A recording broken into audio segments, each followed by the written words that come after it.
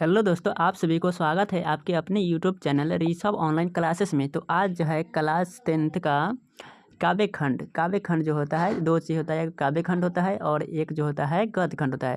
तो जिसका जो है काव्य खंड का चैप्टर 3 यानी कि क्या नाम है इसका 3 चैप्टर का, अति सुदो स्नेह का मार्ग है, मोह अंशवाहिनी लव वर्ष। ठीक है, इन चैप्टर का जो है लघु उत्तरीय प्रश्न उत्तर को आज जो है इस वीडियो के माध्यम से टोटल जो है कंप्लीट करेंगे। ठीक है, टोटल लघु उत्तरीय क्वेश्चन। ठीक है, और इसके बाद जो है एक और वीडियो आएगा जिसमें दीर्घ उत्तरीय क्वेश्चन आंसर को देखेंगे। ठीक है, तो चलिए इनसे पहले एक बात बता दें कि आपको जो है चैप्टर 2 और 1 का short question answer and long question answer भी अपलोड हो चुका है। ठीक है, आप उसे भी देखिएगा।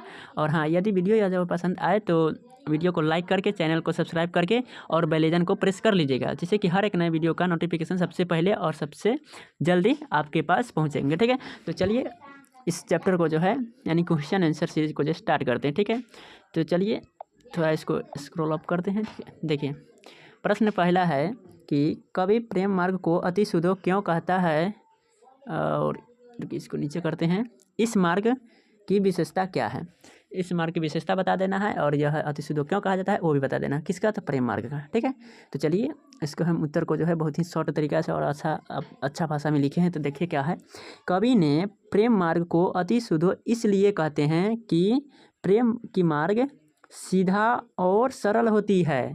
ठीक है, सीधा और सरल होने के कारण ही इसको जो है अति सुदो कहा गया है।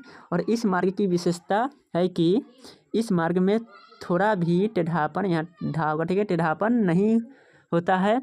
इस मार्ग पर चलना सरल और देखिए सरल होता है, और इस पर चलने के लिए छल कपट क्या है, छल कपट की आवश्यकता नहीं होती है। ठीक है, तो देखिए इसको तो हम पहले पर बताएंगे कि अति सुदो क्यों कहा जाता है प्रेम मार्ग को। तो यह क्योंकि सीधा और सरल होता है इसलिए इसको अति सुदो कहा जाता है।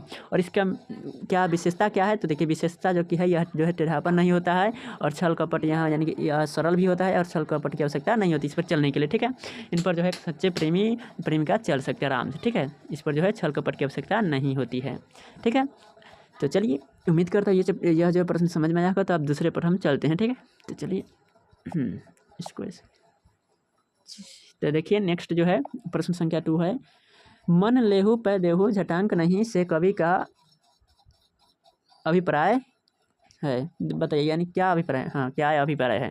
देखिए मन लेहु पै देहु झटांक नहीं यानी कविता का एक वाक्य है जिसमें इसका जो है कवि के अनुसार क्या माना गया है, इसमें जो है क्या कवि कहना चाह रहा है इस वाक्य के अनुसार, तो वही बात जो है बता देना है। तो चलिए हम बताते हैं कि कवि कहते हैं कि प्रेमी में देने की भाव होती है, लेने की नहीं। यानी कि इस क्या मन लेहु पै देहु झटांक नहीं यानी कि मन वाले मान के क्या कहते हैं, लेहू पै देहू झटांक नहीं यानी कि जो है देने की यानी क्या कहा, देखिए यहाँ क्या है कि लेने की भाव नहीं होती है और देने की होती है। इसमें यानी कि प्रेमिका हर कुछ या प्रेमी या प्रेमिका जो है अपने प्रेमी प्रेमिका पर जो है हर कुछ न्यौछावर करने के लिए तैयार है, बट लेने के लिए कुछ भी नहीं चाह रहा है। ठीक है, यही बात का है इसमें मेन बात यही है कि मन लेहू पै देहू झटांक नहीं। ठीक है, तो यही बात है कि इसमें जो है देने की भाव होती है और लेने की नहीं की अभिप्राय है, यानी कवि का यही अभिप्राय है।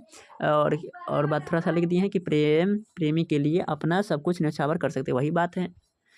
इसमें क्या करा कि प्रेमी में देने की भाव होती है, लेने की नहीं। इसमें जो है प्रेमी प्रेमिका के लिए जो है सब कुछ न्यौछावर कर सकता है, वही बात। चल ठीक है, तो चलिए अब नेक्स्ट पर चलते हैं। बहुत ईजी है, घबराइएगा मत। चलिए अगला जो है द्वितीय छंद किससे संबोधित है और क्यों, हाँ क्यों है। चलिए तो देखिए द्वितीय छंद ऐसे जो है क्वेश्चन जो है बोर्ड एग्जाम में नहीं पूछा जाएगा। इसमें कैसे पूछा जाएगा, यानी कि चैप्टर का दे देगा, जैसे कि अति सुदो स्नेह का जो मार्ग है, चाहे उसका द्वितीय वाला है जो मोह अनुस्वाइन लव वर्ष किससे संबंधित है। द्वितीय छंद मतलब क्या हो जाएगा, पता नहीं चलेगा क्या है। ठीक है, तो इसीलिए ऐसे तो बोर्ड में नहीं पूछा जाएगा, बट यहाँ पूछा गया है। तो देखिए क्या है कि द्वितीय छंद में बादल को संबोधित किया गया है।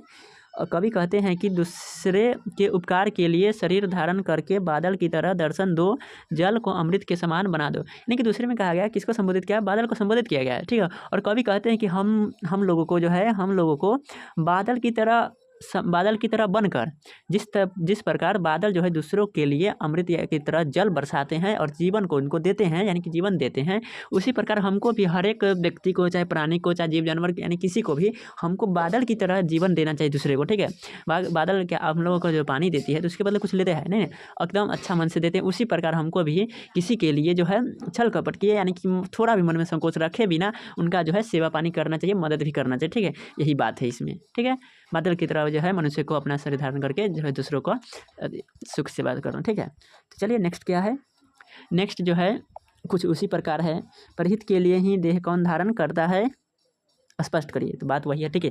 परहित के लिए यानी क्या करा कि परहित के लिए, तो परहित के लिए देह यानी कि परहित यानी कि अपना हित के लिए नहीं, दूसरे के हित के लिए, ठीक है, दूसरों के हित के लिए, ठीक है, दूसरों के भलाई के लिए, ठीक है।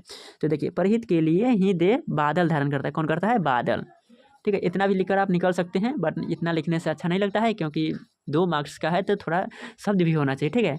तो बादल जल की वर्षा करके सभी प्राणियों को जीवन देता है, सुख चैन स्थापित करता है, उसके विरह के आंसू अमृत की वर्षा कर जीवनदाता हो जाता है। यानी कि बादल है, बादल जो है परहित के लिए, तो बादल किस प्रकार जो है दूसरा के लिए अथी करता है, यानी कि देह धारण किस प्रकार करता है वो भी लिख देंगे ना, स्पष्ट कर रहा है करने के लिए, तो ठीक रहेगा। एग्जामिनर चेकेगा तो सीधे दबा कर 2 नंबर देगा, ठीक है, आराम से दे देंगे, ठीक है। बहुत ईजी, अच्छा दिखने में लग रहा है, देखिए कितना अच्छा लिखा गया है कि परहित के लिए ही देह बादल धारण करता है, बादल जल की वर्षा करके सभी प्राणियों को जीवन देता है। आप इतना भी लिख सकते हैं, सुख चैन स्थापित करता है, इसके भी रह के आंसू अमृत के वर्षा कर जो है जीवनदाता हो जाता है। बहुत ईजिली है, ठीक है। तो चलिए उम्मीद करता हूँ ये भी प्रश्न समझ में आ चुका होगा। तो अगला आप देखते हैं, ठीक है।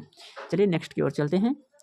कवि जो है, देखिए नेक्स्ट जो है, कवि कहाँ अपने आंसुओं को पहुँचाना चाहता क्या है, चाहता है और क्यों, देखिए कहाँ, ठीक है, कवि कहाँ अपना आंसू को ये वाला कहाँ जो यानी कि किसी स्थान, ठीक है, कोई स्थान पर, कहाँ मतलब बोल नहीं रहा है, ठीक है, कहाँ में यानी कि कोई स्थान पर, ठीक है। एक एगो देखिए कहाँ का मतलब होता है कि कोई कह रहा है, ठीक है, कुछ कह रहा है, और एगो कहाँ का मतलब होता है कि किस स्थान यानी किसी दूसरे जगह के लिए, ठीक है। तो वही यहाँ दूसरे जगह के लिए, ठीक है। तो कवि जो है अपना जो आंसू कहाँ पहुँचाना चाह रहा है, ठीक है, ठीक है, कहवा जो है यानी कि विदेश अथी हम लोग जो है ऐसे घरेलू भाषा में उपयोग करते हैं, कहवा, ठीक वही बात है। तो चलिए देखते हैं कि कवि अपने आंसुओं को सुजान के आंगन में पहुंचाना चाहता है क्योंकि वह उसकी याद में व्यतीत है। यानी कि देखिए कवि जो है अपने आंसू को कहाँ, तो सुजान के आंगन में पहुंचाना चाहता है, ठीक है। आप इतना भी लिख सकते हैं, और यहाँ पूछ दिया क्यों, तो तब तो लिखना पड़ेगा क्योंकि वह उसके याद में व्यतीत, यानी कि उसकी याद में वह जो है समझिए पागल बना चुका है, ठीक है, वही बात है। यानी कि कवि जो है कहते हैं कि अपने आंसुओं को जो है, यानी कि इसमें देखिए प्रेमी प्रेमिका वाला बात है, इसमें कह रहा है कि कवि जो है अपने आंसू के प्रेमिका जो है उनके सुजान जो है प्रेमिका उनके पास पहुंचाना चाहता है क्योंकि वो जो है सुजान के से क्योंकि प्रेम करती है, और उसके बिना उसका जो है एक पल भी नहीं गुजर रहा है, यानी कि उसकी याद में व्यतीत है, हमेशा जो है उसी के जो है अथी में रहते हैं, ख्याल में डूबे रहते हैं, ठीक है। यही इसीलिए जो अपना आंसू को जो है वहाँ पहुँचाना चाह रहे हैं, ठीक है। तो चलिए उम्मीद करता हूँ कि आपको जो है सभी क्वेश्चन आंसर जो है समझ में आसानी से आ चुका होगा, ठीक है।